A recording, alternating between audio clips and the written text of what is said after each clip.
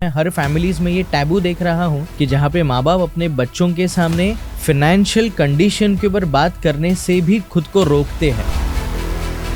तो मेरे पापा ने मुझसे ये कहा था कि संकेत सी कि तुम कितना कमाओगे ना is not important, but what you do with that money will define your next 10 years, 15 years, 20 years and 25 years। बीच में आपको पूरा घर बेचने की जरूरत पड़ गई थी, स्पेशली कोविड के ड्यूरेशन में, राइट? करेक्ट। उस घर में हम लोग बस 6-8 महीने पहले ही शिफ्ट हुए थे। तो एज अ रिटायरी अब तक क्योंकि उनका सैलरी आ रहा था, जो अब रिटायरमेंट के बाद वो बंद हो चुका है, तो अब उनका फाइनेंशियल पिरामिड का जो फर्स्ट लेयर है वो क्या होगा, दैट इज पेंशन।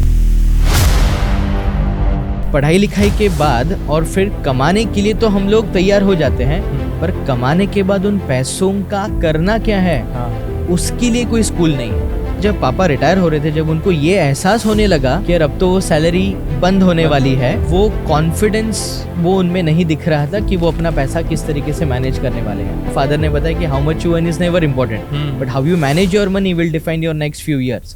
और फिर जब वो फ्रेमवर्क हमने पापा के लिए इम्प्लीमेंट किया और जब वो सक्सेसफुली रन होना शुरू हो गया, फिर हम ही को बहुत सारे पापा के फ्रेंड लोगों की रिक्वेस्ट आती थी कि यार बेटा अपने खुद के पापा के लिए तो किया है, हमारे लिए भी करना शुरू कर दो। और आजकल का तो माहौल भी संकेत जी ऐसा हो रहा है कि लाइक एआई आ रहा है, रिसेशन आ रहा है, दुनिया में सब जगह वॉर चल रहा है, आए दिन सिचुएशन खराब होती है, जॉब का कोई ठिकाना नहीं है। ऐसे में अगर किसी ने इमरजेंसी फंड प्लान नहीं किया, अगर ढंग से रिटायरमेंट प्लानिंग नहीं की, या जो भी फाइनेंशियल प्लानिंग होता नहीं किया, तो बहुत बड़ा झटका पड़ सकता है उनको, राइट? सो इसलिए वहाँ पर सबसे पहले जिस दिन आपकी नौकरी लगती है, वहाँ पे सबसे पहला काम आपको ये करना है कि आपका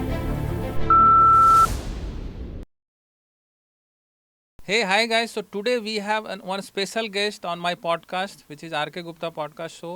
तो वहाँ पे हम लोग आज वेलकम करने वाले हैं संकेत खिलोरकर जी को, जो बहुत बड़े रिटायरमेंट स्पेशलिस्ट हैं। तो फिनेंशियल प्लानर तो हैं ही, मतलब बहुत सारे लोगों की फिनेंशियल प्लानिंग कर चुके हैं, बट उनका स्पेशलिटी है रिटायरमेंट प्लानिंग में। तो आज हम लोग बहुत कुछ सीखने वाले हैं अपने रिटायरमेंट प्लानिंग को लेके। सो let's welcome Sanket ji. First of all thank you so much for coming to this podcast. Absolutely, it's been my pleasure. या तो पहले तो मैं संकेत जी स्टार्ट करना चाहूँगा आपकी जर्नी से। पहले आप बताइए, आप कहाँ जॉब से स्टार्ट किया था, बिजनेस से, और सडनली आप फाइनेंशियल प्लानिंग फील्ड में कैसे आए?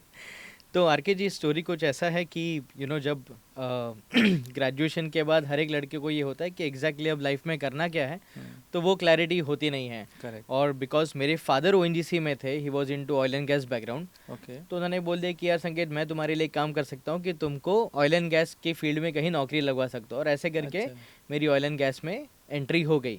अब वो करते करते करते ऑल द टाइम मुझे समझ में तो आ रहा था कि ठीक है नौकरी तो कर रहा हूँ, बट कहीं ना कहीं वो दिल नहीं मान रहा था कि यार जिंदगी में ये तो मुझे नहीं करना है। मेंटल सेटिस्फैक्शन नहीं मिल रहा था। मेंटल सेटिस्फैक्शन बिल्कुल नहीं था। 22-23 की उम्र में मैंने अपना खुद का घर बना लिया था। फिर जितना, एंड ऑयल एंड गैस उस समय पे ऐसा था कि it was a high paying job, basically बहुत अच्छा पैसा कमा रहे थे, बट पैसा कमाने के बावजूद भी वो दिल में जो सुकून है कि ज़िंदगी भर मुझे यही करना है, वो फीलिंग नहीं आ रही थी। एंड बस आज से फिर कुछ सालों पहले जब कहीं ना कहीं मुझे क्लैरिटी मिली कि एक्चुअली लाइफ में फाइनेंशियल प्लानिंग में ही मुझे जाना है, दैट इज़ वेयर फिर जॉब के साथ साथ में मैंने ये बिज़नेस शुरू किया था। एंड जब ये बिजनेस की शुरुआत की तब समझ में आया कि हाँ यार, लाइफ में एक्चुअली करना तो मुझे यही था। And that's it, then my journey started in this industry basically. But आपके पास बहुत सारे ऑप्शंस रहे होंगे, but why you have chosen financial planning only? वहाँ पे इंटरेस्ट कैसे आया, वो मैं जानना चाहूँगा। तो आरके जी, इसमें ऐसा है कि कोई भी एक बच्चा जो होता है ना, वो जो बैकग्राउंड लेकर आता है, वो जो भी थॉट प्रोसेस वो लेकर आता है, वो कहीं ना कहीं उससे उसके घर का माहौल क्या होता है ना, उससे बहुत बड़ा फर्क पड़ता है। अगर मैं अपने फादर की बात करूं आरके जी, तो since the day he joined ONGC he was a fantastic investor. मतलब जब हिंदुस्तान में म्यूचुअल फंड्स का नाम भी लोग लेने से डरते थे, उस जमाने से मेरे पापा म्यूचुअल फंड के इन्वेस्टर्स थे। And I have seen him investing all the time. वो पैसों की बात घर पे हो रही, आज कहीं ना कहीं मैं हर फैमिलीज में ये टैबू देख रहा हूँ कि जहाँ पे माँ बाप अपने बच्चों के सामने फाइनेंशियल कंडीशन के ऊपर बात करने से भी खुद को रोकते हैं। अगर वो अच्छी कंडीशन है तो भी नहीं बताते, और बुरी कंडीशन है तो वो भी अपने बच्चों तक जाने नहीं देते हैं। बट मेरे घर पे दोस्तों माहौल जो है ना, वो आरके जी थोड़ा सा अलग था। मेरे घर पे बड़ा ही अपफ्रंट तरीके से बताया जाता था कि so this is what we can afford and this is we cannot. Okay. तो और वहाँ से जो वो पापा जो भी कुछ करते थे, I was a good observer of that. Correct. And जब मेरी पहली नौकरी लगी थी, and I still remember those words, कहीं ना कहीं आज मैं जो कुछ भी हूँ वो एक वो लाइन के वजह से हूँ. तो मेरे पापा ने मुझसे ये कहा था कि संकेत सी, कि तुम कितना कमाओगे ना is not important, but what you do with that money will define your next 10 years, 15 years, 20 years and 25 years. Okay. और तब उन्होंने आज से 12-15 साल पुरानी बात है कि जहाँ पर उन्होंने मुझे पेन और पेपर लेके ये सिखाया था कि एग्जैक्टली म्यूचुअल फंड्स कैसे शॉर्टलिस्ट किए जाते हैं, Okay. स्टॉक्स को कैसे पढ़ा जाता है, उनकी बैलेंस शीट कैसे दिखी जाती है, ये सारी चीज़ें मुझे मेरे फादर से मिली थी. Okay. तो मैं बता रहा हूँ ना, मैं 22-23 साल का था तब तो मैं अपना मकान बना चुका था. वो बस इसीलिए क्योंकि जब डे 1 की सैलरी आई थी तो वो कहीं ना कहीं वो इन्वेस्टमेंट्स और ये सब चीज़ें ओके ऑलरेडी शुरू ही थी बेसिकली. तो अगर मैं शॉर्टकट में बताना चाहूँ ऑडियंस को, तो आई थिंक आपके विरासत में मिला है आपको ये फाइनेंशियल प्लानिंग, म्यूचुअल फंड. तो ideally it is in your gene, because आपके फादर ऑलरेडी काफी सालों से कर रहे थे और वही आपको फादर ने सिखाया. तो your father is your first guru, you can say. Absolutely, he is my mentor. Okay, great. तो एक बार मैं आपका कहीं तो पॉडकास्ट देख रहा था संकेत जी, तो उसमें आपने बोला कि बीच में आपको पूरा घर बेचने की जरूरत पड़ गई थी, स्पेशली कोविड के ड्यूरेशन में, राइट? करेक्ट. तो वो क्या सीन था, उसके बारे में थोड़ा बताएं. तो हालांकि वो मतलब बोला ऐसे जाता है कि मुझे घर बेचने की ज़रूरत पड़ गई, पर एक्चुअली द सिचुएशन वाज कि मैंने कॉन्शियसली वो घर बेचने का डिसाइड कर लिया था. It was planned. It was absolutely planned, yes. तो जब मैंने कहा कि 22-23 साल का था, अब समझ में तो आ नहीं रहा था क्योंकि म्यूचुअल फंड्स और ये सब चीज़ें तो मैं ऑलरेडी कर चुका था. अब लगा था कि यार नौकरी वोकरी तो कर ही रहा हूँ, आज नहीं तो कल शादी हो जाएगी, तो घर भी चाहिए जब बीवी आ जाएगी तो. बट कोविड के टाइम पे एक ऐसा सिचुएशन हुआ था. एंड अच्छा, बाय द वे मैं ये बात बता दूं कि जिस घर को मैंने सेल किया था ना, उस घर में हम लोग बस 6-8 महीने पहले ही शिफ्ट हुए थे. मतलब वो मैंने घर खरीद के रखा था, वो रेंट पे चल रहा था. मैं मेरे पेरेंट्स के साथ में रहता था, मैं, मेरी wife, and my wife was 6 months pregnant. और कोविड के टाइम पे वो जब हमने डिसाइड किया था कि चलो अब बेबी भी आ रहा है, तो अब हम लोग खुद के घर में शिफ्ट होते हैं. में यूजुअली करते हैं लोग shift. Yes. You will not believe RK ji कि पीक कोविड में और इतना खतरा था बाहर, फिर भी हमने उस नए घर के लिए वो पीक कोविड में बाहर जाते थे फर्नीचर ढूंढने के लिए, अलग अलग वेंडर से बात करने के लिए, और ये वो सारी चीज़ें. और जब उस घर में हम लोग गए और 6-8 महीने में ही जब ये जो कोविड का जो समय आया, और तब मुझे समझ में आया कि बॉस ये एक once in a life time opportunity है कि जहाँ पे market has crashed by 40%. But आज अगर इस अपॉर्चुनिटी का फ़ायदा लेना है तो मुझे कहीं ना कहीं से बड़ा पैसा लाना पड़ेगा. अब SIP, म्यूचुअल फंड्स और ये सब चीज़ें कर करके आपके पास कितना होगा, 10 लाख, 20 लाख, 40 लाख रुपया. बट देन आई थॉट कि जो नेक्स्ट बड़ा पैसा जो मैं एक साथ ला सकता हूँ वो है मेरा घर. And you will not believe, जैसे मैंने कहा कि हम लोग 6-8 महीने पहले ही उस घर में शिफ्ट हुए थे, ब्रांड न्यू फर्नीचर, एवरीथिंग. एक दिन सुबह सुबह मैंने डिसाइड कर लिया कि अब मुझे घर बेच देना है, और ये बेच के मुझे ये जो मार्केट गिरा है उसकी अपॉर्चुनिटी मुझे ग्रैब करनी है. बट तो उसके लिए बहुत ज़्यादा गट्स चाहिए आई थिंक, बिकॉज एक फ्यूचर के ड्रीम को आप पूरा करने के लिए आपने करंट ड्रीम को आपने उसको किल कर दिया काइंड ऑफ, मैं बोलूँ तो, राइट? तो उसमें आरके जी ऐसा है कि अगर आपके घर वालों का सपोर्ट ना होना तो फिर आप ये कभी भी अचीव नहीं कर पाएंगे. उस शाम को मैं तो 1-2 दिन से सोच ही रहा था कि अब बस मुझे घर सेल आउट कर देना है, बट घर वालों को कैसे मनाऊं. और मैं आपको बता दूं कि मेरे साथ में मेरे सास ससुर रह रहे थे. My wife was 6 months pregnant. हम लोग 6-8 महीने पहले उस घर में एंटर किए थे. तो वो घर पे कन्वे करना भी बड़ा मुश्किल था. बट फिर भी एक वन फाइन डे मैंने मेरी वाइफ को डाइनिंग टेबल पे बिठाया और उसको पूरा कैलकुलेशन समझाया कि देख अभी मार्केट इस सिचुएशन पर है, हमारा घर इतने में बिक सकता है, और अगर ये बिकेगा अगले सिर्फ 1-1.5 साल में मार्केट कहाँ से कहाँ जाएगा, और ये पैसा कितना फास्ट बढ़ने वाला है, और अगर वही पैसा मैं इस घर में ही रियल एस्टेट में ही रखूँ तो उसकी स्पीड क्या होगी. तो उसको जब वो गैप आइडेंटिफाई जब मैं अपनी वाइफ को कर पाया, देन शी अंडरस्टूड कि ओके ये रिस्क लिया जा सकता है. एंड सही मैं बोलूँ तो जैसे कि मैंने कहा था कि वैसे तो मेरे फादर मेरे गुरु है, he is my mentor, and मैं हर छोटी बड़ी चीज़ें जो है उनसे बिना पूछे तो नहीं करता था. बट वो एक ऐसा डिसीजन था आरके जी कि जहाँ पर मैं अपने घर वालों को पूछना भूल गया, जेन्युइनली स्पीकिंग। ओह मैंने सिर्फ मेरी वाइफ से पूछा था, अच्छा उसने हाँ बोल दिया, मेरे को अश्योरेंस मिल गया कि ठीक है अब मैं कर सकता हूँ। हम्म, और मैंने तुरंत ब्रोकर लोगों को देना शुरू कर दिया कि भैया ये घर मेरे को बेचना है।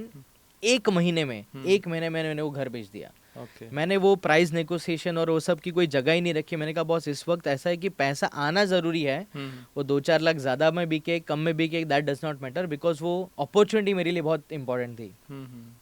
एक महीने में घर बेच दिया, पैसा आया और पूरा का पूरा ऑन डे 1 मैंने डिप्लॉय कर दिया म्यूचुअल फंड्स और स्टॉक्स में।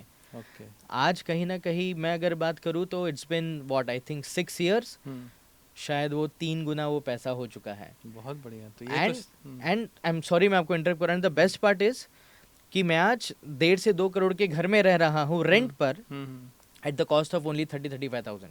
Oh great.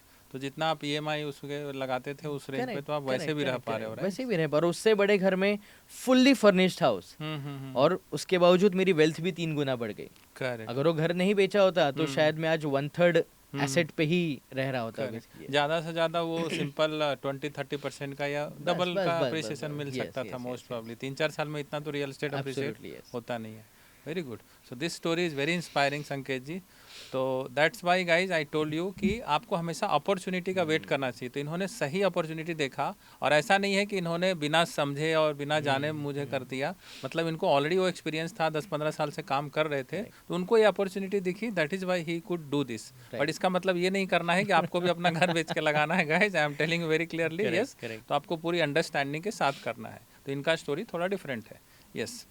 तो सिंस संकेत जी आप फिनेंशियल एक्सपर्ट हो और आप ऑलरेडी से भी रजिस्टर्ड म्यूचुअल फंड एडवाइज़र भी हो, बहुत लोगों की फिनेंशियल प्लानिंग करते हो, तो आप पहले मुझे बताइए कि फिनेंशियल प्लानिंग होता क्या है और क्यों करना चाहिए किसी को?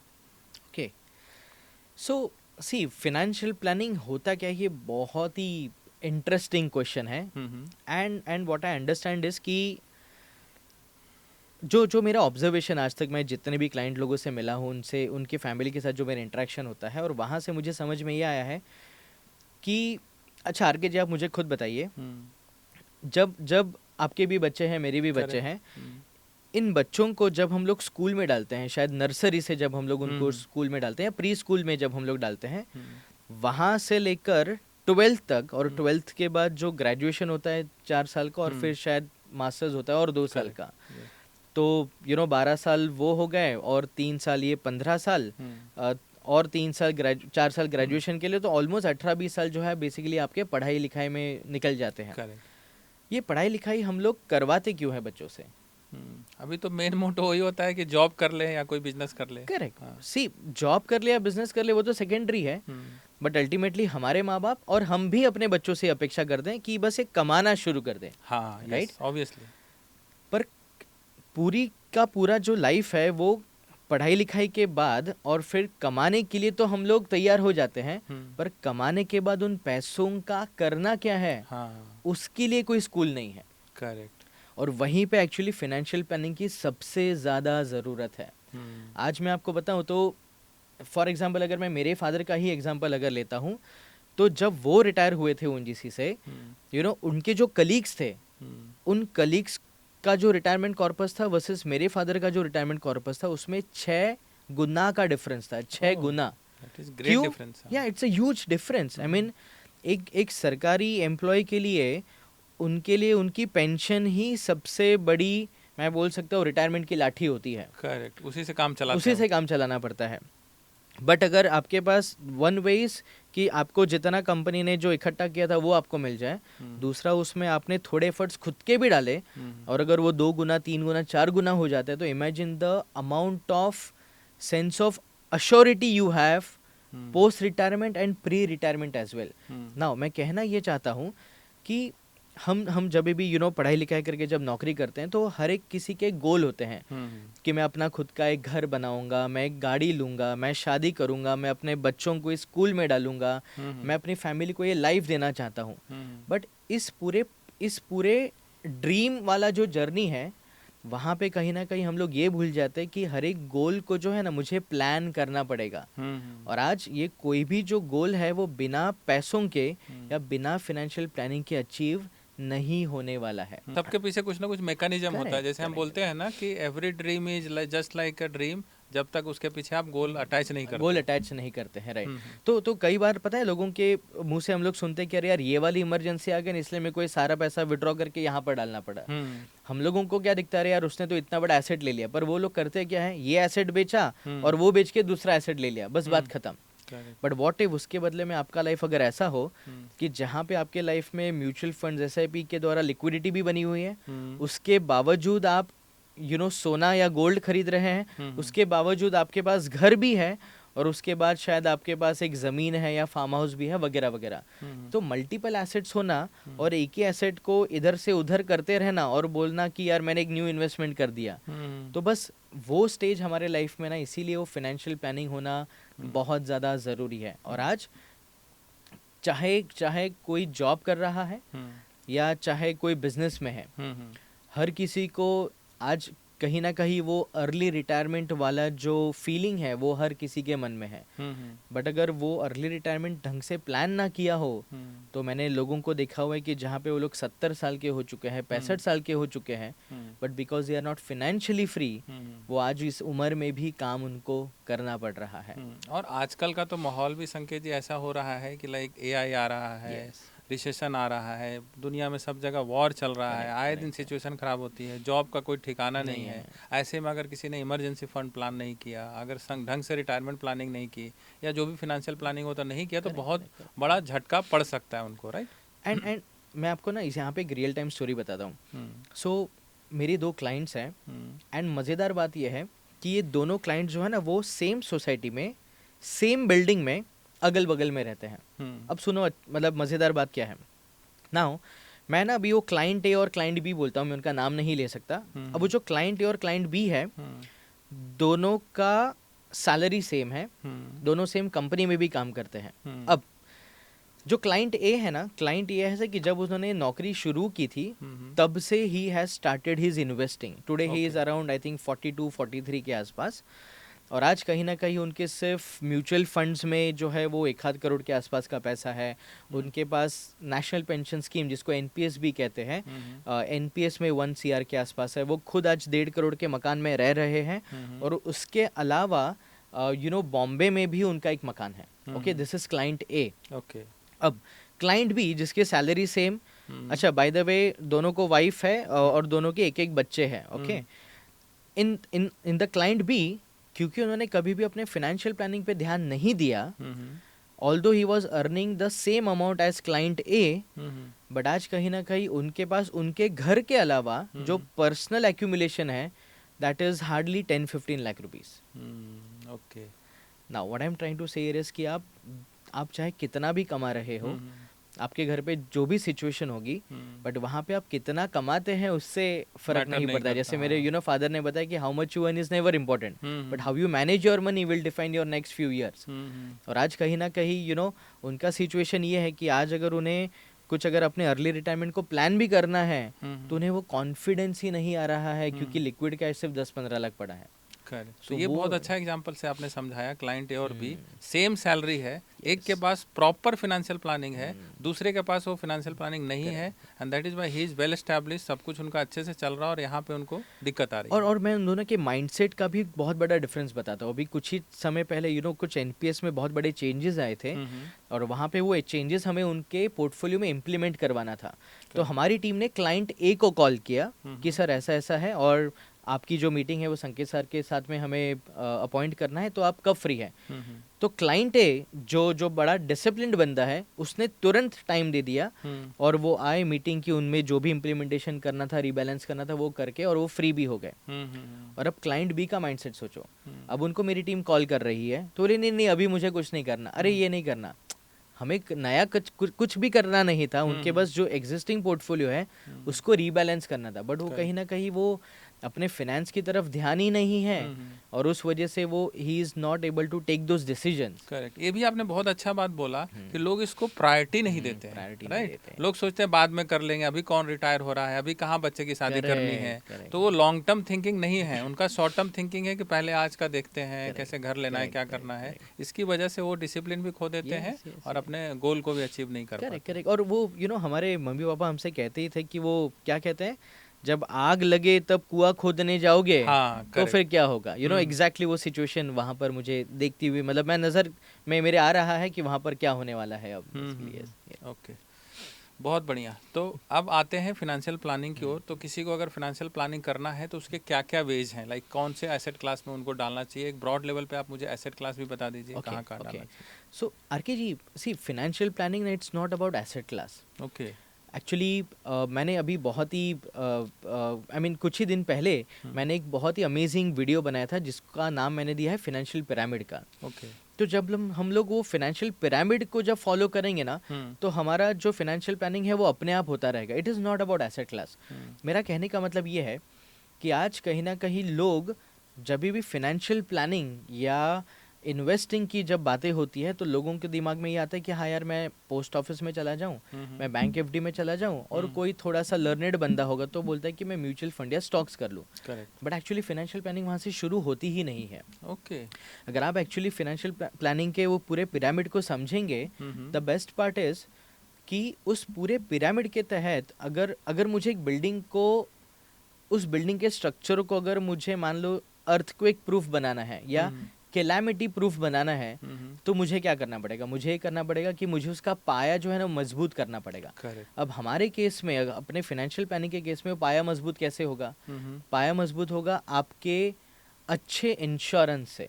फाइनेंशियल इंश्योरेंस मतलब शायद वो टर्म इंश्योरेंस हो सकता है, चाहे वो हेल्थ इंश्योरेंस हो सकता है। क्योंकि आज मान लीजिए अगर मेरी ₹1,00,000 सैलरी है और घर पे मान लो कि 60-70-80 हज़ार रुपये खर्चा हो जाता है, तो ज़्यादा से ज़्यादा आप 20,000 रुपये महीने का बचा पाएंगे आपके मंथली इन्वेस्टमेंट्स के लिए। एम आई राइट? और ऐसा करते करते आप साल, 2 साल, 3 साल जब सैलरी बढ़ेगी तो शायद उसका 20% आप बढ़ाते रहेंगे। बट आप 1,00,000 1,50,000 की सैलरी में आप कभी भी वो 1-2 करोड़ रुपया घर पे नहीं ला पाओगे immediately. But what if something happens to you tomorrow, and it can happen, right? And world is very uncertain today. आज कुछ भी एक्सीडेंट में कुछ हो सकता है, वॉर चल रहा है, यू आर ट्रैवलिंग समवेयर और वहां पे शायद कुछ हो गया, and you are the bread winner of that family, and tomorrow something happens to you. अब मुझे एक बात बताओ, वो जो भी 1,00,000-1,50,000 रुपए जो आप ला रहे थे घर पे, अब वो कौन लाएगा? ये बहुत वैलिड पॉइंट, राइट? सो इसलिए वहां पर सबसे पहले जिस दिन आपकी नौकरी लगती है, वहां पे सबसे पहला काम आपको ये करना है कि आपका टर्म इंश्योरेंस आपको ले लेना है, सो दैट कि इस पूरे जर्नी में कहीं पर भी अगर मुझे कुछ हो जाता है और मैं जो लाइफस्टाइल या वो जो क्वालिटी जो मैं अपनी फैमिली को देना चाहता था, मेरे न रहते हुए भी एटलीस्ट मैं वो फाइनेंशियल बैकअप फैमिली के लिए खड़ा करके जा रहा हूँ कि जहाँ पे मेरे जाने से इमीडिएट बेसिस पे ऑन डे 1 करोड़ या 2 करोड़ उन लोगों को मिल जाए। अब मैं करोड़ या 2 करोड़ तो एक फिगर बता रहा हूँ, आपकी सैलरी के हिसाब से जो भी वो टर्म इंश्योरेंस का वैल्यू मिल रहा होगा, 15 टाइम्स होता है ईयरली सैलरी, वो आप बेसिकली ले सकते हैं। और उसके बाद हमने ये देखा है कि आजकल क्या हो रहा है कि छोटे छोटे बच्चों को भी कुछ ना कुछ हेल्थ इश्यूज आ रहे हैं, या लोगों को जो पहले 60 के एज पे जो हेल्थ इश्यूज आते थे वो आज कहीं ना कहीं 40s में और 35 में आ रहे हैं। करेक्ट। मेरे कहने का मतलब ये है कि इसके साथ में हमको हेल्थ इंश्योरेंस भी हमें साथ में रखना चाहिए और पूरे फैमिली का रखना चाहिए। अब लोग यहाँ पर गलती ये भी करते हैं कि बोले हाँ यार, मैं तो इस IT कंपनी में हूँ, वो कंपनी मुझे हेल्थ इंश्योरेंस दे रही है, तो फिर मुझे अलग से लेने की क्या ज़रूरत है। बट मैं हमेशा ये कहता हूँ कि कंपनी चाहे जो कुछ भी दे रही है, बट हमारा खुद का फैमिली का जो हेल्थ इंश्योरेंस है वो अलग से हमें लेना ही चाहिए। हाँ, क्योंकि कभी होता है कंपनी ने ले ऑफ कर दिया सडनली, तो इंश्योरेंस का बेनिफिट हट जाता है, तो उस समय आप क्या करोगे? उसी समय कुछ हुआ और कंपनी ले ऑफ कर रही है, तो चांसेस है कि उस समय आप बीमार ज़्यादा पड़ सकते हो। उस समय अगर बीमार पड़ गए तो सोचो, एक तो नौकरी गई, ऊपर से सैलरी नहीं आ रही है, और ऊपर से जो हेल्थ के ऊपर जो खर्चा हो गया वो अलग, तो गरीबी में जो आटा गीला जिसको कहते हैं वो वाला सिचुएशन हो जाएगा। सो हमें किसी भी चीज का ना बैकअप लेकर चलना है। There has to be always a plan B, right? और एक बार जब वो हो जाता है उसके बाद फिर धीरे धीरे करके आप एफडीज पे आए, जहाँ पे एटलीस्ट आपके पास 5-6 महीने का इमरजेंसी कॉर्पस है, जिसको कंटीजेंसी फंड जिसको हम कहते हैं, वो होना चाहिए। और फिर आपके म्यूचुअल फंड्स, एसआईपी और ये सारी चीज़ें उसके बाद शुरू होती है। वो तीसरा हिस्सा है पिरामिड का। Okay, right. और फिर उसके बाद आप स्टॉक्स पे जाइए, फिर ज़मीन खरीदीजिए वगैरह वगैरह वगैरह। But what I am trying to say here is कि आज मुझे जो डेटा मुझे पता है, शायद, और वो ऐसा है कि 90% of the earning members are still hesitant to buy term insurance, correct, which is very alarming in India right now. तो जैसा कि मैं संकेत जी इस डिस्कशन से समझ पा रहा हूँ, फिनेंशियल प्लानिंग जैसे ही माइंड में आता है तो हमको सोचता है इन्वेस्टमेंट इन्वेस्टमेंट इन्वेस्टमेंट, बट आपने बहुत अच्छे से क्लैरिटी दिया कि पहले अपने आप को प्रोटेक्ट करो। Correct, protection is more important than growing your money. तो पहले आप प्रोटेक्टेड रहोगे, फिर आपका मेडिकल इंश्योरेंस रहेगा, टर्म इंश्योरेंस रहेगा, तो आपका जो कभी अनसर्टेनिटी है उसको आपने केटर कर लिया। उसके बाद कुछ इमरजेंसी फंड होने चाहिए विच कुछ भी इन डेट में, लाइक एफडी हो सकता है, पीपीएफ हो सकता है, नॉन वॉलेटाइल पैसा होना चाहिए कि जहाँ पे मार्केट से कोई लेना देना नहीं है, जब मर्जी चाहे तब आप वहाँ से उठा सकते और हैं। ये दोनों चीज़ें जब कंप्लीट हो जाए तब आपको देखना चाहिए म्यूचुअल फंड, एसआईपी, और वो है तो फिर रियल एस्टेट में भी कर सकते हैं, गोल्ड में भी कर सकते हैं। आजकल तो एक क्रिप्टो भी एसेट क्लास आ गया, वहाँ भी डाल सकते हैं थोड़ा बहुत पैसे। और रिटायरीज के लिए ये तो मैंने बताया कि जो यंग लोगों के लिए, पर रिटायरीज के लिए क्या हो सकता है, उनके लिए भी फाइनेंशियल पिरामिड सेम है। उनके केस में क्या है, उनके केस में सिचुएशन है कि उनके पास एक लमसम पैसा आ चुका है। तो एज अ रिटायरी अब तक, क्योंकि उनका सैलरी आ रहा था जो अब रिटायरमेंट के बाद वो बंद हो चुका है, तो अब उनका फाइनेंशियल पिरामिड का जो फर्स्ट लेयर है वो क्या होगा, that is pension. That pension is there security. Correct, okay. अब they are not the earning member, तो अब उनको टर्म इंश्योरेंस लेने की जरूरत नहीं है, बट उनको एटलीस्ट अपने घर का तो खर्चा चलाना है। तो पेंशन ले ली, या सीनियर सिटीजन स्कीम्स हो गई, या पोस्ट ऑफिस की कुछ अच्छी स्कीम्स हो गई जहाँ पे सोवरेन गारंटी हो। ये सारी चीजें करके आप पहले अपना घर का खर्चा जो है वो रिजॉल्व कर लीजिए। फिर उनके केस में भी सिमिलरली सेकंड स्टेज आता है कंटीजेंसी फंड, क्योंकि अभी तक क्या है कि हैंडसम सैलरी आ रही थी तो कभी पैसों की तरफ देखा ही नहीं था कि कितना खर्च हो रहा है, पर अब क्योंकि लिमिटेड पेंशन आएगी तो वो कंटीजेंसी फंड कहीं ना कहीं अपने हाथों में रखना है। शायद ये हो सकता है कि रिटायरमेंट के बाद बच्चों की शादी बाकी है और वो पैसा कहीं साइड में पार्क करना है, या कहीं मकान हमें बनाना था क्योंकि मैं गांव में शिफ्ट हो रहा हूँ रिटायरमेंट के बाद, वो रिकंस्ट्रक्शन का पैसा जो भी है वो सब आप साइड में करिए। और फिर सोचिए कि अब मुझे अगले 2-4 साल बाद, क्योंकि ये पेंशन जो है कहीं ना कहीं वो लाइफ टाइम नहीं चलने वाली है। आज के लाख रुपए आज से 2-3 साल बाद शायद 1,30,000 1,40,000 की जरूरत पड़ेगी। आज से 4-5-6 साल बाद वो शायद 1,60,000 1,70,000 की जरूरत पड़ेगी। बट पेंशन ऐसी होती है कि जो जिंदगी भर सेम आएगी। तो मुझे फ्यूचर विड्रॉल्स के बारे में भी सोचना है। तो वो जो बचा हुआ पैसा है फिर मैं वो SWP और म्यूचुअल फंड्स और स्टॉक्स की तरफ ले जा सकता हूँ, कि जहाँ पे 4-5 साल बाद जब मुझे हायर पेंशन की जरूरत पड़ेगी तो मैं वहाँ से भी यूटिलाइज कर पाऊंगा। तो आप बात कर रहे थे बेसिकली इन्फ्लेशन की, जो बीच बीच में आ जाता है, प्राइस बढ़ जाती है। जैसे हमने भी देखा हुआ है कि हम लोग के बच्चे अभी पढ़ रहे हैं, तो जब वो क्लास 1 में थे तो फीस लगभग 1 लाख थी, फिर अगले साल सीधा 20% का हाइक हो जाता है। तो एजुकेशन में तो इस तरह से इन्फ्लेशन है, लोग बोलते हैं 10%, बट यहाँ तो एजुकेशन में 20% है। अगर हम मेडिकल की बात करें तो वहाँ पे तो मोर देन 20% है, बिकॉज जो डेंगू मलेरिया का इलाज आज से 5 साल पहले आई थिंक 10-15 हज़ार में हो जाता था, लेकिन अगर अभी आप हॉस्पिटल में जाओ तो मिनिमम 1 लाख का बिल बनता है आराम से। तो ये सबको अगर कैटर करना है तो फाइनेंशियल प्लानिंग होनी चाहिए, मेडिकल पॉलिसी होनी चाहिए, तभी आप उसको कैटर कर पाओगे। ये आपने बहुत अच्छी चीज़ बोली RK ji. Just before few days I was talking to a young lady. उनके केस में ऐसा है कि उनके 2 बच्चे हैं, और किसी वजह से जब कोविड का सिचुएशन आया था तो हस्बैंड कुड नॉट सर्वाइव और वो चल बसे। And unfortunately because that lady did not have that financial education, I would say, आज कहीं ना कहीं वो पूरा का पूरा पैसा पोस्ट ऑफिस में पड़ा है। नाउ इंटरेस्टिंग पार्ट इज कि जब मैं उनसे ये सब चीज़ें बात कर रहा था, उनके अब 2 बच्चे हैं, और मैंने उनसे यही पूछा कि मैडम विच इज़ फाइन, आपने पोस्ट ऑफिस में डाला, ठीक है 7-7.5% शाह मिल रहा होगा, बट मुझे एक बात बताइए कि जो लेवल का एजुकेशन आप अपने बच्चों को देना चाहते हो, जिस स्कूल में आप अपने बच्चों को रखना चाहते हो, वहाँ पर फीस ही हर साल 10 से 11% बढ़ रही है। और आपका पैसा बढ़ रहा है 7-7.5% पे। तो मैंने कहा कि you give me answer, how are you planning to cope up with that fees hike. और जब मैंने वो बच्चों के फीस के साथ में मैंने उनका फाइनेंशियल प्लानिंग एसोसिएट करके दिखाया, तब उनकी आंखें खुली, हाँ यार कि ये तो सबसे बड़ी गलती हो गई है। अब शायद वो कहीं ना कहीं थोड़े एक्शन मोड में आए हैं, अब जहाँ पे वो थोड़ा अपना पोर्टफोलियो जो है वो क्या कहते हैं उसको रीस्ट्रक्चर करने का वो सोच रहे हैं बेसिकली। तो बेसिकली यस, फाइनेंशियल प्लानिंग करते समय इसको इन्फ्लेशन को तो रखना ही चाहिए ध्यान में, तभी आप उसको उस हिसाब से ग्रो कर पाओगे। यस। तो संकेत जी, आप जाने जाते हो as a retirement planning specialist, right? तो आप रिटायरमेंट लोगों को कैसे हेल्प करते हैं और कैसे आप उनमें आपका इंटरेस्ट बहुत ज़्यादा होता है, जैसा मैंने देखा है कि जो लोग रिटायर्ड हो रहे हैं स्पेशली गवर्नमेंट जॉब से, उनको आप बहुत अच्छे से हेल्प करते हो। करेक्ट। तो उनको कैसे अप्रोच करते हैं और उनको रिटायरमेंट प्लानिंग का तरीका थोड़ा अलग है या कैसा है? तो आरके जी, सो इसमें ऐसा है कि पहले मैं आपको बताता हूँ कि मेरा पर्पस क्या है ये रिटायरमेंट प्लानिंग करने का, राइट?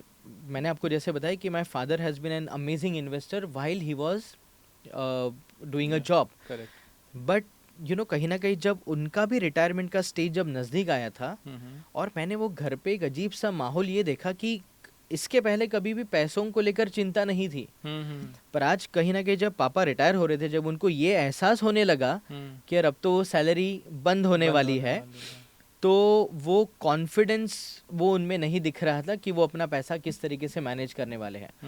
तो मुझे ये तो समझ में आ गया कि there are so many wealth advisors in the market.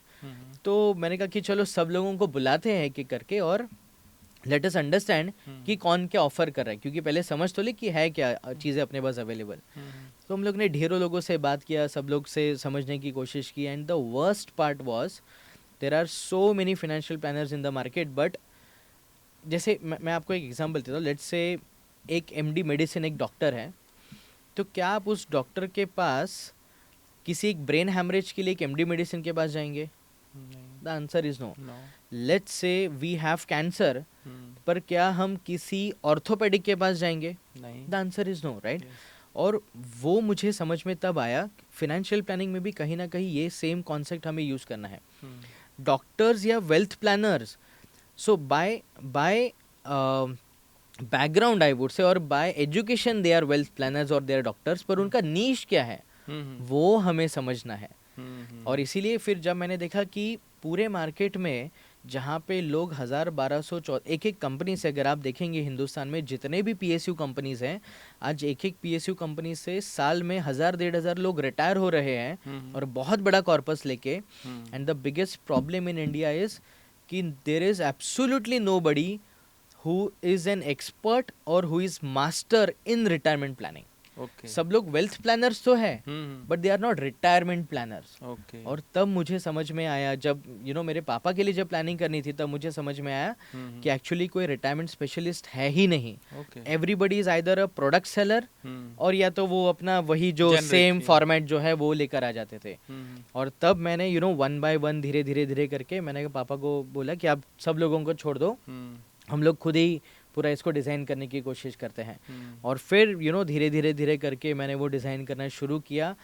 बहुत सारे रिटायरीज की ज़रूरत है समझी हमने उस वक्त, एंड पापा के साथ जितने लोग रिटायर हो रहे थे उन सभी पापा के दोस्तों को हमने बुलाया था, और हमने सबका सर्वे किया कि exactly what is the mental situation they are going through right now, हर एक की ज़रूरतें क्या है, what are they thinking about their retirement. और ऐसे करते करते हम लोग ने एक फ्रेमवर्क बनाया, और फिर जब वो फ्रेमवर्क हमने पापा के लिए इम्प्लीमेंट किया और जब वो सक्सेसफुली रन होना शुरू हो गया, फिर हम ही को बहुत सारे पापा के फ्रेंड लोगों की रिक्वेस्ट आती थी कि यार बेटा अपने खुद के पापा के लिए तो क्या है, हमारे लिए भी करना शुरू कर दो। तो वहाँ से आपकी जर्नी तो वहाँ से मुझे समझ में आया कि यार इन लोगों को सही में इस चीज़ की ज़रूरत है। तो वैसे तो मैं भी एक नॉर्मल वेल्थ प्लानर ही था पहले, बट जो मेरे घर पे जो बीती या मैंने जो अपने घर पे सिचुएशन देखा, तब मुझे समझ में आया कि यार इस एज ग्रुप को सही में ज़रूरत है। और फिर वो जो स्ट्रक्चर बना, और वो स्ट्रक्चर फिर आज कहीं ना कहीं हज़ारों लाखों लोग बेसिकली उसको यूज़ कर रहे हैं पूरे हिंदुस्तान में। So that is how basically I got into this retirement planning ऐसा। Okay, great journey. So definitely you are an retirement specialist, but एक बात मैं ज़रूर पूछना चाहूँगा कि लोगों को कब फिनेंशियल प्लानिंग प्लान करना चाहिए? कुछ लोग ऐसा बोलते हैं ना कि सर मैं तो अभी कमाना शुरू किया हूँ, मेरे पास तो सैलरी 10,000 है, 5,000 है, 20,000, तो मैं क्यों स्टार्ट करूँ और कैसे स्टार्ट करूँ? इसका क्या आंसर देना चाहेंगे? Okay, good question, this is a fantastic question. तो आरके जी, मैं ना हर एक चीज़ को, क्योंकि कहीं ना कहीं मेरा जो क्लाइंट बेस है वो ऐसा है कि जिन्होंने अब दुनिया देख ली है, they are at the age of 60, और उनकी गलतियों से मैंने क्या सीखा है ना, बस वही मैं बाकी लोगों को बताना चाहता हूँ। ओके। सो मैंने जो इन सभी गवर्नमेंट एम्प्लॉयज़ के बीच में जो एक कॉमन पैटर्न देखा है, और वो ये है कि अगर ये लोग ज़िंदगी में खुद से अगर कोई एडिशनल इन्वेस्टमेंट ना भी करते तो भी कहीं ना कहीं इनका एक प्रोविडेंट फंड और इनका एक पेंशन फंड, ये उनकी कंपनी जो है वो from the day of their employment वो बना के रखती है, और 30-35 सालों तक उनके पास वहाँ पे पैसा इकट्ठा होता है। खुद अगर वो कुछ भी इन्वेस्टमेंट ना करे खुद का, तो भी एटलीस्ट वो खुद कुछ ना कुछ तो पैसा उनके पास होता है। बस एग्जैक्टली सेम चीज़ ना हमें भी फॉलो करनी है। मतलब मान लीजिए कि अगर मैं किसी एक प्राइवेट कंपनी में जॉब कर रहा हूँ और मुझे कोई कंपनी पीएफ नहीं दे रही है, मुझे पता है कि मेरी कंपनी मुझे पेंशन नहीं दे रही है, तो what we have to do is कि अब अगर मेरे पास कोई पेंशन या पीएफ का प्रोविज़न नहीं है, तो मेरा जो भी सैलरी है वो सैलरी में से 10% मुझे ऐसे इन्वेस्ट करना है कि वो 60 साल तक उस पैसों को मैं छूऊंगा ही नहीं। वो बन गई मेरे पेंशन की तैयारी। ओके। और दूसरा जो हम लोग प्रोविडेंट फंड कहते हैं, मान लीजिए वो भी हमारे पास नहीं है, कंपनी नहीं दे रही है, तो 10-15% हमें जो है वो ऐसे जगह पर इन्वेस्ट करते रहना है। It can be anything basically, आप म्यूचुअल फंड्स में डालिए, आप कहीं पर भी डालिए, इट डजेंट मैटर, बट वो पैसा हमें इस तरीके से डालना है कि कल उठ के लेट्स से आज आपको 20-22 साल की उम्र में अगर जॉब लग जाती है and let's at the age of 30-35 अगर आपको घर खरीदने की ज़रूरत है, तो ये जो आपने पैसा जो आपके गोल के लिए डाला हुआ है वो उस समय पे बेसिकली वो काम आ जाएगा। आई वुड से वहाँ पे कोई ऐसा एज का नंबर है ही नहीं कि आपको कब से शुरुआत करनी है। जिस दिन आपकी सैलरी शुरू हुई that should be your day one. और वहाँ पे आपको इस तरीके से रखना है कि वो जो 2 प्रकार के जो इन्वेस्टमेंट है, one is for your pension and one is for your goal, it should be non negotiable. Correct, तभी वो प्लानिंग हो पाएगा। और जैसा कि आपने हाईलाइट किया कि गवर्नमेंट जॉब में आजकल पेंशन पहले मिलता था, बट आजकल हमारे गवर्नमेंट ने ऑलरेडी लॉन्च किया NPS, right, national pension scheme, तो उसमें तो कोई भी अपने आप को एनरोल कर सकता है और पेंशन में पैसा डाल सकता है। सेम कुछ प्रोविडेंट फंड मिलता है कंपनी की तरफ से, बट आजकल तो सारी प्राइवेट कंपनी भी पीपीएफ काटती है, बट नहीं भी हो रहा है तो हमारे पास पीपीएफ का एक ऑप्शन है, विच इज हमारा खुद का प्रोविडेंट फंड जनरेट कर सकता है। तो आई थिंक सारे तरीके अभी अवेलेबल हैं, उसको आप डेफिनेटली यूटिलाइज कर सकते हैं। इट्स जस्ट आपका डिसिप्लिन होना चाहिए। करेक्ट, चीज़ें तो बाहर अवेलेबल है ही, आपका अगर डिसिप्लिन होगा तो आप आपका रिटायरमेंट ज़रूर सिक्योर कर पाएंगे। तो संकेत जी, आपने एक एग्जांपल देके आपने डिफरेंस भी बताया, एक बंदे जिसने फाइनेंशियल प्लानिंग किया था और एक बंदा जो था जिसने नहीं किया था, दोनों में काफ़ी डिफरेंस था, लाइफस्टाइल में भी आगे जाके भी बहुत तकलीफें झेलनी पड़ी उसको, राइट। बट अभी कुछ लोग क्या करते हैं ना कि फाइनेंशियल प्लानिंग को बहुत अलग तरीके से देखते हैं, कुछ हाई रिटर्न्स को भी एक्सपेक्ट करते हैं वहाँ पे, राइट। तो उसको कैसे बैलेंस किया जाए? कुछ लोग डायरेक्टली सोचते हैं नहीं मेरा 100% पैसा स्टॉक मार्केट में ही डाल दो, मतलब इक्विटी में ही डाल दो, उस चीज़ को कैसे बैलेंस किया जाए? ओके, सो आरके जी, इसको देखने का ना नज़रिया मैं ये मानता हूँ कि हर आदमी का अलग अलग हो सकता है। मैं इसमें सही या गलत तो नहीं कहना चाहूँगा, क्योंकि आज जब मैंने अपना रियल एस्टेट बेचा था तो आई वुड से माई 100% of the money is in equity, okay, क्योंकि ये मेरा खुद का केस है। बट मैं ये कहता हूँ कि क्या ये सब लोगों के लिए ठीक है? देन आई वुड से कि उनका रिस्क एपेटाइट क्या कहता है, उसके ऊपर डिपेंड करता है कि उनको किस एसेट क्लास में जाना चाहिए और कितने रिटर्न्स को चेस करना चाहिए। आज मैं मार्केट में ये सुन रहा हूँ कि कहीं ना कहीं आपको साल भर में 50% मिल जाएंगे, 60% मिल जाएंगे, which is technically not possible. और वो शायद कोई एक अपॉर्चुनिटी ऐसी आ गई जहाँ पे साल 2 साल तो हो जाएगा, टेम्पररी मिल जाएगा। I mean post Covid mid cap and small cap में ऐसी सिचुएशन आई थी कि जहाँ पे 2 साल तक almost mid cap and small cap delivered 60% returns each year. 2 साल में 120% आपका पैसा हो गया। बट अगर आज आप देखेंगे तो -30% चल रहा है, तो that can not go for long life, right. वो हमेशा नहीं हो सकता है। मैं ये मानता हूँ कि आपके इन्वेस्टमेंट से आपकी जो अपेक्षा है अगर वो 12-15% के बीच में हो, I think that should be your ideal expectation. उससे ज़्यादा अगर आप कहीं से ला रहे हो देन आई वुड से वो आपकी एक्सपर्टीज़ है या आपका वो सब्जेक्ट एक्सपर्टाइज है जहाँ पर आप उतना भी ला सकते हैं। Yes, that is possible, but अपेक्षा हमको मुझे लगता है कि मिनिमम 12-15 के बीच में ही रखनी चाहिए। Very good. बट इसमें मुझे लगता है कि टाइम ज़्यादा देना चाहिए उनको, राइट? लोग क्या करते हैं, रिटर्न को चेस करते हैं, बट एक्चुअल में अगर वो ड्यूरेशन बढ़ा दे अपने, जिसमें पावर ऑफ कंपाउंडिंग का बहुत बड़ा रोल है, अगर उसके फॉर्मूले को भी देखोगे तो 2 टी होता है, राइट? तो टाइम का रोल बहुत ज़्यादा इंपॉर्टेंट है, उसको लोग समझ नहीं पाते हैं, क्योंकि लोगों के पास थोड़ा पेशेंस की कमी होती है, राइट? तो आरके जी, अभी अभी का जो ज़माना है ना, वो ज़माना है सब कुछ क्विक कॉमर्स वाला। क्विक कॉमर्स वाला मतलब मैंने कुछ तो ऑर्डर किया, 5 मिनट में घर पे डिलीवर हो जाना चाहिए। आजकल वो धुरंधर मूवी वो 4 घंटे की कैसे आ गई, I am very surprise. But आजकल मूवी भी पहले जो 3 घंटे की थी वो कम होते होते आजकल 1-1.5 घंटे की मूवी आ चुकी है। बट अनफॉर्चुनेटली ना, वो जो टाइम को कम करने वाला जो सेगमेंट है, या वो जो टाइम को कम करने वाला जो आई वुड से वो जो पार्ट है, वो वेल्थ मैनेजमेंट में नहीं हो सकता है।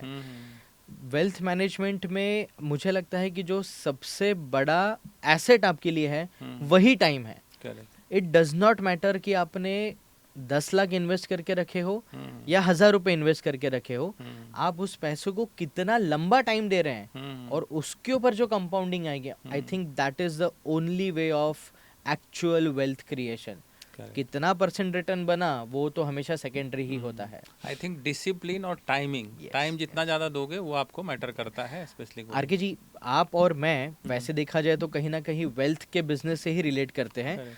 टेक्निकली अगर हमसे कोई पूछता है ना कि हम लोग किस बिजनेस में हैं, तो we are not in the business of wealth, we are in business of discipline. वो डिसिप्लिन अगर वो आ गया तो फिर वेल्थ तो अपने आप क्रिएट हो जाएगी। वो बाय प्रोडक्ट है, वो डिसिप्लिन का बाय प्रोडक्ट वेल्थ है एक्चुअली देखा जाए तो। नहीं, ये चीज़ मैंने ऑब्जर्व की है फास्ट रिटर्न बनाने के लिए, क्योंकि मैं ऑप्शंस ट्रेडिंग कोच हूँ, डेरिवेटिव मार्केट सिखाता हूँ लोगों को कैसे ट्रेडिंग करनी चाहिए। बट वहाँ पे लोग एक्सपेक्ट करते हैं कि नहीं, इसी तरीके से हमारा रिटर्न एक्चुअल में भी बनना चाहिए, right? Which is completely wrong. Absolutely. तो आप एफएनओ ट्रेडिंग करो, that is your active income, उसको आप एक्टिव इनकम बनाओ, उससे जो पैसा बचता है उसको आप इक्विटी म्यूचुअल फंड में डालिए, पैसिव में डालिए, दैट कैन जहां पे अपने आप बनता रहे पैसा, that can use for your financial planning.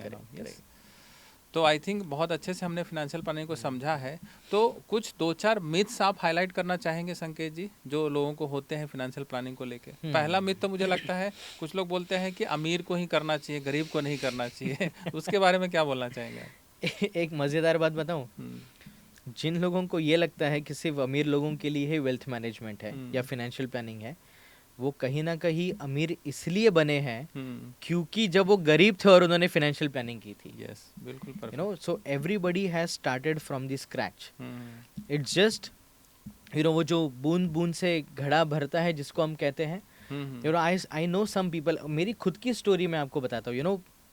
Before, जब बिजनेस से पहले जब मैं जॉब कर रहा था, द ओनली रीजन कि जहाँ पे मैं वो घर बना पाया 20-22 साल की उम्र में, या जहाँ पर मुझे वो हिम्मत आई कि हाँ यार चलो मैं घर बेच के अब पूरा मार्केट में डाल देता हूँ, वो इसीलिए आ पाई क्योंकि वो कहीं ना कहीं जब सैलरी छोटी भी थी, जब उस सैलरी से सिर्फ क्रेडिट कार्ड के बिल भर पाता था, उस जमाने में भी ना आरके जी वो 10%, 20%, 15% ऑफ द सैलरी इन्वेस्ट होती रहे, that I used to make sure.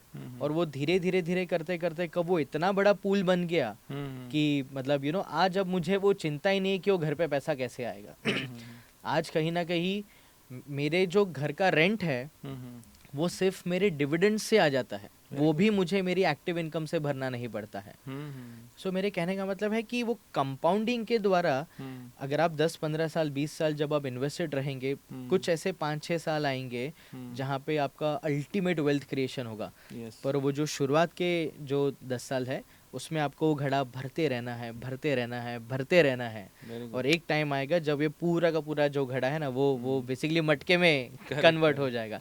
So number 1 myth is कि दैट क्या सिर्फ रिच लोग ही फाइनेंशियल प्लानिंग कर सकते हैं? The answer is absolutely no. My dad was a middle class person. उनके घर पे ऐसा था कि his father passed away at a very young age. उनको अपनी बहनों की शादी करनी थी, खुद का भी घर बसाना था, सब कुछ था। वो बहुत ही humble background से आए, but he was not a rich guy, but he's a self-made, I would say, he's a self-made guy.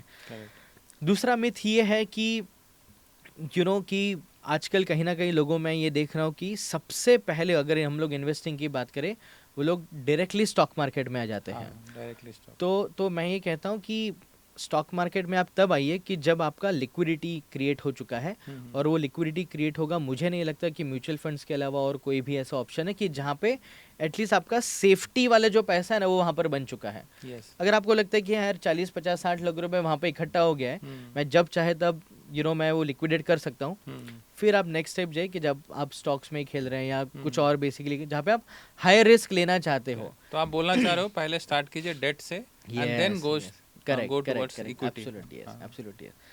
और जो मैं सभी लोगों को ये सलाह तो नहीं दे सकता, बट मैं कह सकता हूँ कि मेरी जो खुद की लर्निंग रही है, और वो ये है कि बहुत यंग एज में दोस्तों घर खरीदने की गलती करना ही मत।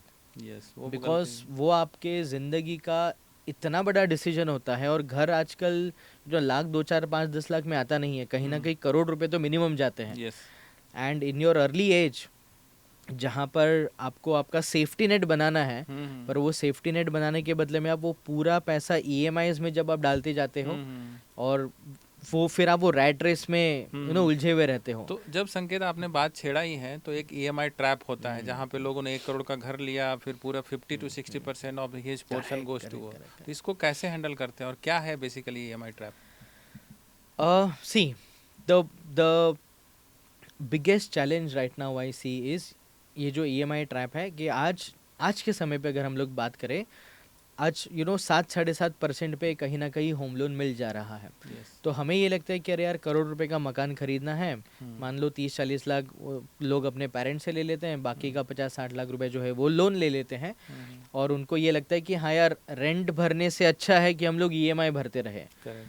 बट द चैलेंज इज कि आज अगर आप सरकारी नौकरी भी कर रहे हैं, या अगर आप किसी IT कंपनी में हैं, और अगर आप कुछ भी और कर रहे हैं, डू यू थिंक कि आप जिंदगी भर वही करते रहेंगे? The answer is no. See, आज मैं जिस लोकेशन में रहता हूँ, अगर यहाँ से मेरा लेवल थोड़ा सा बढ़ जाता है, तो मैं भी चाहूंगा कि मैं थोड़े से पॉश लोकेलिटी में जाके शिफ्ट हो जाऊँ, राइट? तो पर अगर मैंने वो बहुत ही अर्ली एज में घर खरीद लिया, तो भले ही कितना भी घिसा पिटा घर हो, उसी में पर मैं उसी में रहूंगा, और उससे होगा क्या पता है कि आपके आसपास के लोग वो नहीं होंगे जो आपको बनना है। दूसरा, अगर आप मान लीजिए एक IT कंपनी में काम कर रहे हैं, तो क्या आप जिंदगी भर उसी कंपनी में काम करने वाले हैं? क्या आप जिंदगी भर उसी शहर में काम करने वाले हैं? The answer is no. आज हम ये पॉडकास्ट जो है वो अहमदाबाद में ले रहे हैं। आज अहमदाबाद में देखा जाए तो IT का स्कोप इतना ज़्यादा है ही नहीं। अगर एक सर्टेन लेवल के बाद अगर आपको सैलरी चाहिए, तो either you will have to go to Bombay, Hyderabad, Bangalore. तो आपने जो यहाँ पे घर खरीदा था उसका क्या होगा? तो आई वुड से मेरा मानना ये है कि 40s 45 तक जब तक आप नहीं पहुँचते हो, जब तक आपको लग नहीं रहा है कि अब मैं यहाँ पे सेटल होने वाला हूँ, तब तक घर खरीदने की गलती करनी ही नहीं चाहिए, और वो EMI ट्रैप में हमको फंसना नहीं चाहिए। आज हमारे पास वो फ्रीडम होना चाहिए कि आज अगर मैं इस घर में रह रहा हूँ, कल उठ के मुझे लग रहा है कि नहीं यार मुझे एरिया चेंज करना है, मुझे घर थोड़ा बड़ा लेना है, मैं अब 10,000 ज़्यादा रेंट दे सकता हूँ, तो तुरंत ये घर छोड़ा, दूसरे लोकेलिटी में गया, और एक बहुत फ्रेश और बड़े घर में जाके हम लोग रह सकते हैं। बहुत बढ़िया। और लोग क्या चाहते हैं कि जैसे मेरा जो पर्सनल गोल है, मैं लोगों को सिखाता हूँ कि देखो आपके पास केवल फाइनेंशियल फ्रीडम नहीं होना चाहिए, उसके साथ आपका टाइम फ्रीडम भी होना चाहिए और लोकेशन फ्रीडम भी होना चाहिए। तो अगर आपने घर ले लिया, मतलब लोकेशन फ्रीडम को तो आपने अल्टीमेटली किल कर दिया, राइट? बहुत मुश्किल होता है एक बार घर लेके फिर उसकी EMI क्लोज करके उसको बेचना, इतना आसान नहीं होता। मैं आरके जी, मैं सारी स्टोरी मैं खुद की बताना चाहता हूँ कि ये जो कुछ मैं बोल रहा हूँ वो एक्चुअली मैं अपनी फैमिली के साथ कर चुका हूँ। मैंने जब अपना खुद का मकान बेचा था, तो वहाँ पे हम लोग तब 2 BHK में थे, तो सोचा था कि चलो रेंट देना ही है, तो जितना मैं EMI दे रहा था उतने ही EMI में उतने ही रेंट पे अब मुझे एक बहुत बड़ा 3 BHK मिल रहा था। तो हम लोग वहाँ पे शिफ्ट हुए, फिर उसके बाद धीरे धीरे मेरा बेटा बड़ा हुआ। द प्रॉब्लम वॉज वो बिल्डिंग तो बहुत अच्छी थी, लेकिन वहाँ पे ना गार्डन नहीं था, और वहाँ पे जो लोग थे वो सारे के सारे कहीं ना कहीं सीनियर सिटीजन थे, मेरे बच्चे के एज का कोई भी नहीं था। तो मेरे घर के बिल्कुल ऑपोजिट में एक न्यू बिल्डिंग बनी थी 3-4 साल पहले, और वहाँ पे वैसे रेसिडेंट्स थे कि जहाँ पे मेरे बेटे के एज ग्रुप के भी लोग वहाँ पर थे। बिकॉज मैं वो मकान में अटका हुआ नहीं था, हमने तुरंत डिसाइड किया कि चलो यार उस मकान में शिफ्ट हो जाते हैं। And believe me RK ji, believe me, हम लोग उस घर में जब शिफ्ट हुए ना, that is one of the best decision for my kid. Because जब उनके एज ग्रुप के बच्चे अब उसको जब मिल रहे हैं, उसका जो डेवलपमेंट हो रहा है, वो जिस तरीके से उनके साथ खेल रहे हैं, उनके साथ इन्वॉल्व हो रहा है, दैट इज फैंटास्टिक। पर अगर सोचो मैं वही घिसे पिटे घर में रह रहा होता जहाँ पे उसके लिए कोई नहीं था, तो मैं शायद वो मेरे बच्चे का डेवलपमेंट में कॉम्प्रोमाइज करता। तो I should have that location freedom as and when required. Correct. और एक कोट भी है संकेत जी कि you are average of 5 people to whom you are hanging around with, right? तो अगर उसी सर्कल में रहोगे, उसी सोसाइटी में रहोगे, तो सोच भी उसी सोसाइटी की तरह हो जाती है। अगर आप बीच बीच में अपग्रेड करते रहोगे, आपको नॉट ओनली आपका घर बट आपकी सिटी भी अपग्रेड करनी चाहिए अगर आपको ग्रोथ चाहिए। Absolutely yes, absolutely yes. तो जब हम फिनेंशियल प्लानिंग की बात करते हैं संकेत जी, तो देयर आर 3 टर्म्स के, एक शॉर्ट टर्म गोल होता है, एक मीडियम टर्म गोल होता है और एक लॉन्ग टर्म गोल होता है। करेक्ट। तो इसको में क्या क्या आता है और कैसे इसको एसोसिएट किया जाए एसआईपी के थ्रू, वो थोड़ा हाईलाइट करें। तो आरके जी, इसमें ऐसा है कि हम लोग सबसे पहले ना शॉर्ट टर्म गोल लेते हैं। और आज के ज़माने में शॉर्ट टर्म गोल हमारा क्या हो सकता है? शॉर्ट टर्म गोल शायद ये हो सकता है कि मुझे हर साल ट्रैवलिंग के लिए पैसे चाहिए, because now everybody wants to travel, they want to explore world, they want to spend money on themselves, right? तो लेट्स से कि एज अ हस्बैंड और वाइफ मेरे साल भर का खर्चा है शायद 1.5 लाख रुपए, राइट?